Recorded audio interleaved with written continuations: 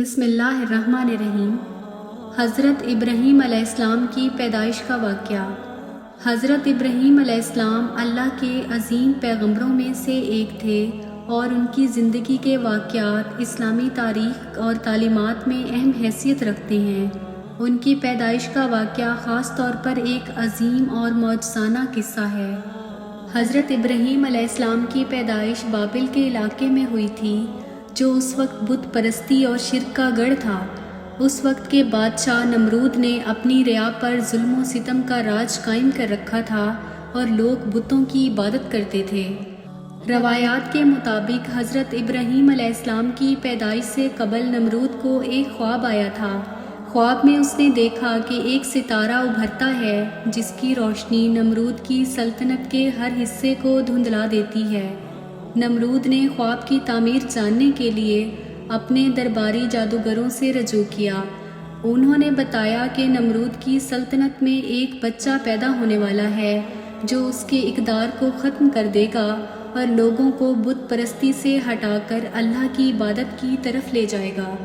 اس خوف سے نمرود نے حکم دیا کہ اس سال پیدا ہونے والے ہر بچے کو قتل کر دیا جائے تاکہ اس بچے کو ختم کیا جا سکے جو اس کے زوال کا سبب بنے گا۔ نمرود کے سپاہی حاملہ خواتین پر نظر رکھتے اور ہر بچے کو قتل کر دیتے۔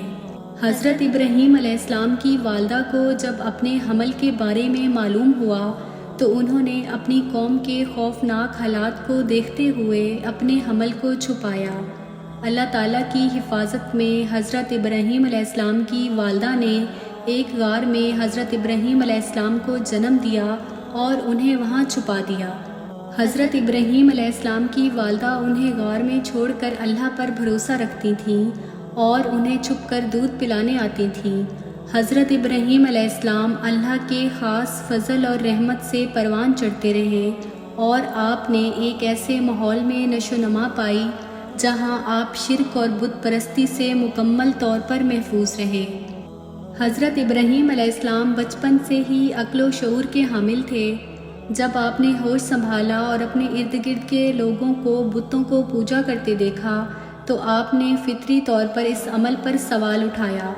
آپ نے کائنات کے خالق کی تلاش شروع کی اور اللہ تعالیٰ نے آپ کو اپنی رہنمائی عطا کی۔ آپ کو بعد میں نبوت عطا کی گئی اور آپ نے اپنی قوم کو ایک اللہ کی عبادت کی طرف بلایا۔ حضرت ابراہیم علیہ السلام کی زندگی کا آغاز ہی معجزات اور اللہ کی حفاظت کے نشانات سے بھرا ہوا ہے اور آپ کی پیدائش کا واقعہ ہمیں اللہ کی قدرت اور اپنے نبیوں کی حفاظت کی یاد دلاتا ہے۔